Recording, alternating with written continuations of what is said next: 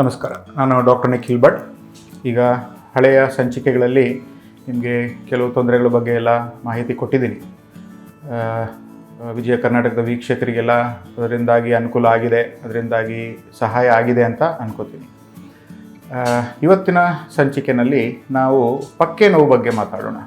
ತುಂಬ ಜನ ಪಕ್ಕೆ ನೋವು ಅಂತಲೂ ತೊಂದರೆ ಇಟ್ಕೊಂಡು ಬರ್ತಾರೆ, ಹೇಳ್ತಾರೆ ಮಲಗುವಾಗ ಕಷ್ಟ ಆಗುತ್ತೆ, ಬಲಕ್ಕೆ ಎಡಕ್ಕೆ ತಿರುಗುವಾಗ ಪಕ್ಕೆ ನೋವು ಬರುತ್ತೆ, ಬಗ್ಗೆ ಏನಾದರೂ ಕೆಲಸ ಮಾಡಿದಾಗ ಪಕ್ಕೆ ನೋವು ಬರುತ್ತೆ. ಪಕ್ಕೆನಲ್ಲಿ ಮಾತ್ರ ಅಲ್ಲ, ಹಿಂಭಾಗ ಬೆನ್ನಿನಲ್ಲೂ ಎಳೆತ ಬರುತ್ತೆ, ಭುಜದ ಕೆಳಭಾಗದಲ್ಲಿ ನೋವು ಬರುತ್ತೆ. ಈ ಥರ ಬೇರೆ ಬೇರೆ ಕಾರಣಗಳಲ್ಲಿ ಪಕ್ಕೆ ನೋವುಗಳು ಬರ್ಬೋದು. ಈ ತೊಂದರೆ ಒಂದೇ ದಿನದಲ್ಲಿ ಸರಿ ಆಗದೇ ಇರಬಹುದು, ಬಟ್ ಟೈಮ್ ತೊಗೊಂಡು ಅದ್ರ ಪಾಡಿಗೆ ಇಂಪ್ರೂವ್ಮೆಂಟ್ ಆಗುತ್ತೆ. ಅದ್ರ ಇಂಪ್ರೂವ್ಮೆಂಟಿಗೆ ನಾವು ಏನು ಮಾಡಬೇಕು, ಅದು ಯಾವ ಕಾರಣದಿಂದ ಬರುತ್ತೆ ಅನ್ನೋದನ್ನು ನಾನು ನಿಮಗೆ ಇವತ್ತು ತಿಳಿಸ್ತೀನಿ. ಪಕ್ಕೆ ನೋವುಗಳು ಈಗ ಇಂಜುರಿ ಆದರೆ, ಏನಾದರೂ ಏಟಾದಾಗ ಬರುವಂಥ ಸಾಧ್ಯತೆಗಳಿರುತ್ತೆ.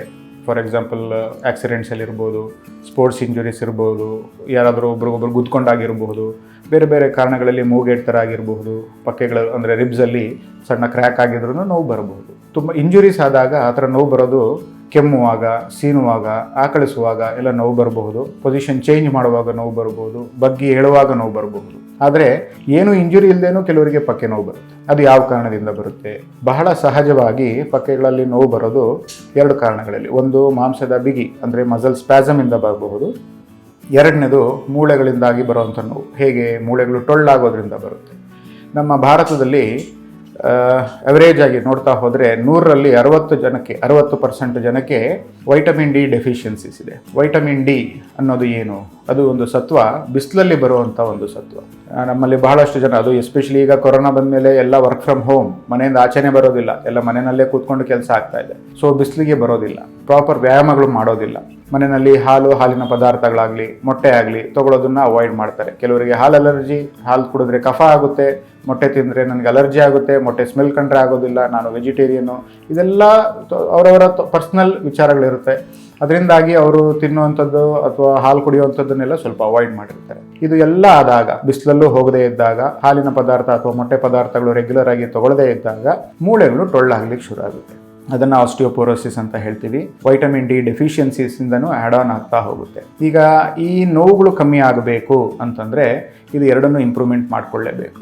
ಸೊ ಒಂದು ಹಾಲು ಅಥವಾ ಮೊಟ್ಟೆ, ಇದು ಎರಡರಲ್ಲಿ ನಿಮ್ಮ ಆಹಾರದಲ್ಲಿ ಒಂದು ಇರಲೇಬೇಕು. ಬರೀ ಹಾಲು ನಿಮ್ಗೆ ಇಷ್ಟ ಆಗಲ್ಲ ಅಂದರೆ ಹಾಲಿನ ಪದಾರ್ಥಗಳಾದರೂ ಪರವಾಗಿಲ್ಲ. ಬೇರೆ ಬೇರೆ ಆಹಾರಗಳಲ್ಲೂ ಕ್ಯಾಲ್ಶಿಯಂ ರಿಚ್ ಆಗಿರುತ್ತೆ. ಫಾರ್ ಎಕ್ಸಾಂಪಲ್ ರಾಗಿನಲ್ಲಿ ಬಹಳ ಚೆನ್ನಾಗಿ ಕ್ಯಾಲ್ಶಿಯಂ ಬರುತ್ತೆ. ಎಲ್ಲರೂ ರಾಗಿ ಅಭ್ಯಾಸ ಇಲ್ಲದೆ ಇರ್ಬೋದು, ಬಟ್ ರಾಗಿಯಲ್ಲಿ ನಿಮ್ಮ ಕನ್ವೀನಿಯನ್ಸ್ ಅಂದರೆ ಮೊಟ್ಟೆನೂ ತಿನ್ನಲ್ಲ, ನಾನು ಹಾಲು ಕುಡಿಯಲ್ಲ ಅಂದರೆ ಸ್ವಲ್ಪ ರಾಗಿಗೆ ಅಳವಡಿಸ್ಕೊಳ್ಳಿ, ಅದರಲ್ಲಿ ತುಂಬ ಕ್ಯಾಲ್ಶಿಯಂ ಬರುತ್ತೆ. ಹಾಲು ಕುಡಿಯೋದು ಪ್ರಿಫರೇಬ್ಲಿ ಒಳ್ಳೆಯದು. ಹಾಲು ಸಹ ಇಷ್ಟ ಆಗೋದಿಲ್ಲ ಅಂದರೆ ಹಾಲಿನ ಪದಾರ್ಥಗಳು, ಮೊಸರು, ಮಜ್ಜಿಗೆ, ಪನೀರ್, ಇದರಲ್ಲೂ ಎಲ್ಲ ಬಹಳಷ್ಟು ಕ್ಯಾಲ್ಶಿಯಂ ಬರುತ್ತೆ. ಸೊ ಅದರಲ್ಲಿ ಯಾವುದಾದ್ರೂ ಒಂದು ನಿಮ್ಮ ಆಹಾರದಲ್ಲಿ ಬಳಸಿ. ಎರಡನೇದು, ಮೋಸ್ಟ್ ಇಂಪಾರ್ಟೆಂಟ್, ಬಿಸಿಲಿಗೆ ಹೋಗೋದು. ನಾವು ಎಷ್ಟೇ ಕ್ಯಾಲ್ಶಿಯಂ ಮಾತ್ರೆಗಳು ತೊಗೊಂಡ್ರೂ ಅದು ಅಬ್ಸಾರ್ಪ್ಷನ್ ಆಗಲ್ಲ. ಯಾಕಂದರೆ ಅದು ಕರೆಕ್ಟಾಗಿ ನಮ್ಮ ದೇಹಕ್ಕೆ ಸೇರಬೇಕು ಅಂದರೆ ವೈಟಮಿನ್ ಡಿ ಅನ್ನೋ ಒಂದು ಅಂಶ ಬಹಳ ಇಂಪಾರ್ಟೆಂಟ್. ಈ ವೈಟಮಿನ್ ಡಿ ಎಲ್ಲಿ ಬರುತ್ತೆ? ಬಿಸಿಲಲ್ಲಿ ಬರುತ್ತೆ. ನಾವು ದಿನಕ್ಕೆ ಒಂದು ಅರ್ಧದಿಂದ ಅಟ್ಲೀಸ್ಟ್ 3/4 ಗಂಟೆ ಆದ್ರೂ ದಿನಕ್ಕೆ ಬಿಸಿಲಲ್ಲಿ ಹೋಗಲೇಬೇಕು. ಬಿಸಿಲಿಗೆ ನಾವು ಹೋಗದೇ ಇದ್ದಾಗ, ಬಿಸಿಲಿನ ಕಿರಣಗಳು ನಮಗೆ ಬೀಳದೇ ಇದ್ದಾಗ ವಿಟಮಿನ್ ಡಿ ಅನ್ನೋದು ಡೆಫಿಷಿಯೆಂಟ್ ಆಗ್ತಾ ಬರುತ್ತೆ. ಇದು ಕಮ್ಮಿ ಆದಷ್ಟು ನಮ್ಮ ಮೂಳೆಗಳು ಟೊಳ್ಳಾಗ್ಲಿಕ್ಕೆ ಶುರು ಆಗುತ್ತೆ. ಈ ಪಕ್ಕೆ ನೋವು ಬರೋದು, ಬೆನ್ನಲ್ಲಿ ನೋವು ಬರೋದು, ಬೋನಲ್ಲಿ ನೋವು. ಫಾರ್ ಎಕ್ಸಾಂಪಲ್ ಮಂಡಿ ಊರಿಗೆ ಕೂತ್ಕೊಂಡ್ರೆ ಮಂಡಿಯೆಲ್ಲ ನೋವು ಬರುತ್ತೆ.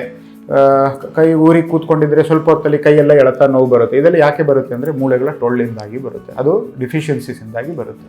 ದಿನಕ್ಕೆ ಒಂದು 3/4 ಗಂಟೆ ಬಿಸಿಲಿಗೆ ಹೋಗಿ, ನಿಮ್ಮ ಆಹಾರದಲ್ಲಿ ಹಾಲು ಅಥವಾ ಮೊಟ್ಟೆ ಪದಾರ್ಥಗಳು ಯಾವುದಾದ್ರೂ ಒಂದು ರೆಗ್ಯುಲರ್ ಆಗಿ ಬಳಸಿ.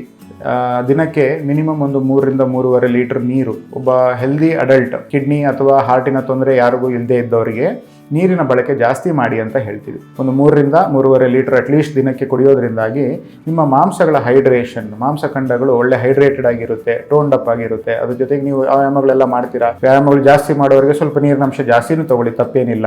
ಇದೆಲ್ಲ ರೆಗ್ಯುಲರ್ ಆಗಿ ನಿಮ್ಮ ಕಡೆಯಿಂದ ನೀವು ಮಾಡುವಂಥ ಸಣ್ಣ ಸಣ್ಣ ವ್ಯತ್ಯಾಸಗಳು. ಇದೆಲ್ಲ ನಿಮಗೂ ಗೊತ್ತಿರುತ್ತೆ, ಬಟ್ ಅದರಲ್ಲಿ ಸ್ವಲ್ಪ ಆಲಸ್ಯ. ಅಯ್ಯೋ ಹಾಲು ಇಷ್ಟ ಇಲ್ಲ, ಬೇಡ, ಬಿಸಿಲಿಗೆ ಹೋಗಬೇಕು, ಸುಮ್ಮನೆ ಕಪ್ಪಾಗ್ಬಿಡ್ತೀವಿ, ಬೇಡ. ಇದೆಲ್ಲ ನಿಮ್ಮ ಕಡೆಯಿಂದ ನೀವೇ ಮಾಡ್ಕೊಂಡಿರುವಂಥ ತೊಂದರೆಗಳಾಗ್ಬಿಡುತ್ತೆ. ಅದಕ್ಕೆ ಇದನ್ನು ಪರಿಹಾರನೂ ನಿಮ್ಮ ಕೈಯಲ್ಲೇ ಇದೆ. ಬಿಸಿಲಿಗೆ ಹೋಗಿ ಹಾಲು ಕುಡೀರಿ, ನೀರಿನಂಶ ಚೆನ್ನಾಗಿ ತೊಗೊಳ್ಳಿ. ಇದರಿಂದಾಗಿ ನಿಮ್ಮ ಮೂಳೆಗಳು ಗಟ್ಟಿಯಾಗಿರುತ್ತೆ. ಅದರಿಂದಾಗಿ ಬರುವಂಥ ನೋವುಗಳು ಕಮ್ಮಿ ಆಗುತ್ತೆ. ಪಕ್ಕೆ ನೋವು, ಬೆನ್ನು ನೋವು ಇದೆಲ್ಲ ಬರುವಂಥದ್ದು ಬಹಳ ಕಮ್ಮಿ ಆಗುತ್ತೆ. ಈ ವಿಟಮಿನ್ ಡಿ ಅನ್ನೋದು ಬಹಳ ಇಂಪಾರ್ಟೆಂಟ್. ಎಸ್ಪೆಷಲಿ ಬೆಳೆಯೋ ಮಕ್ಳಿಗೂ ಬಹಳ ಇಂಪಾರ್ಟೆಂಟ್. ನಾವು ಅವ್ರನ್ನ ಮನೆಯಲ್ಲೇ ಕಟ್ಟಾಕಿದ್ದೀವಿ, ಆಚೆ ಹೋದರೆ ಕೊರೋನಾ ಬರಬಹುದು, ಬೇರೆ ಮಕ್ಕಳ ಜೊತೆಗೆ ಏನಿದೆಯೋ ಗೊತ್ತಿಲ್ಲ, ಈ ಥರ ಎಲ್ಲ ಅಂದ್ಕೊಂಡು ನಾವು ಮನೆಯಲ್ಲಿ ಇಟ್ಟಿರ್ತೀವಿ. ಮನೆಯಲ್ಲಿ ಟಿ ವಿ ನೋಡೋದು, ಮೊಬೈಲ್ ಆಡೋದು ಇದೇ ಮಾಡ್ಕೊಂಡಿದ್ದಾರೆ ಹೊರತು ಮಕ್ಕಳು ಆಚೆ ಹೋಗ್ತಾ ಇಲ್ಲ.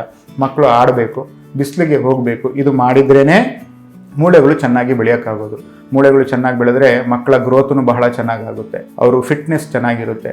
ಇಲ್ಲಾಂದರೆ ನಾವು ಮುಂದಕ್ಕೆ ಅವರ ಬೆನ್ನು ನೋವಿಗೆ, ಎದೆ ನೋವಿಗೆ, ಕಾಲು ನೋವಿಗೆ, ಕೈ ನೋವಿಗೆ ಎಲ್ಲ ಕಾರಣಗಳಾಗ್ತೀವಿ. ಸೊ ಮಕ್ಕಳನ್ನ ಆಡಕ್ಕೆ ಬಿಡಿ, ಚೆನ್ನಾಗಿ ಆಡಲಿ, ಓಡಲಿ, ಕುಣಿಲಿ, ಅದೇನು ತಪ್ಪಿಲ್ಲ. ಅದ್ರ ಜೊತೆಗೆ ಬಿಸಿಲಿಗೂ ಹೋಗಬೇಕು. ಹಾಲು ಅಥವಾ ಮೊಟ್ಟೆ ಎರಡರಲ್ಲಿ ಯಾವುದಾದ್ರೂ ಒಂದು ಸತ್ವ ಮಕ್ಕಳಿಗೆ ದಿನಾ ಕೊಡಿ. ಇದರಿಂದಾಗಿ ಅವರು ಚೆನ್ನಾಗಿ ಬೆಳೀತಾರೆ. ಇದಿಷ್ಟು ನಿಮ್ಮ ಕಡೆಯಿಂದ ನೀವು ಮಾಡಿ ನಿಮ್ಮನ್ನು ಫಿಟ್ನೆಸ್ ಇಟ್ಕೊಳ್ಳೋವಂಥ ಒಂದು ಟಾಕ್ ಆಗಿರುತ್ತೆ. ಇದರಿಂದಾಗಿ ನಿಮ್ಗೆ ಅನುಕೂಲ ಆಗಿದೆ ಅನ್ಕೋತೀನಿ. ಇದನ್ನು ಬಳಸಿ, ಇದನ್ನು ಅಳವಡಿಸ್ಕೊಳ್ಳಿ ನಿಮ್ಮ ಲೈಫ್ ಸ್ಟೈಲಲ್ಲಿ. ಖಂಡಿತ ನಿಮ್ಮ ಈ ನೋವುಗಳೆಲ್ಲ ಸ್ವಲ್ಪ ಕಮ್ಮಿ ಆಗಲಿಕ್ಕೆ ಹೆಲ್ಪ್ ಆಗುತ್ತೆ. ಇಷ್ಟು ಮಾಡಿ. ಧನ್ಯವಾದಗಳು.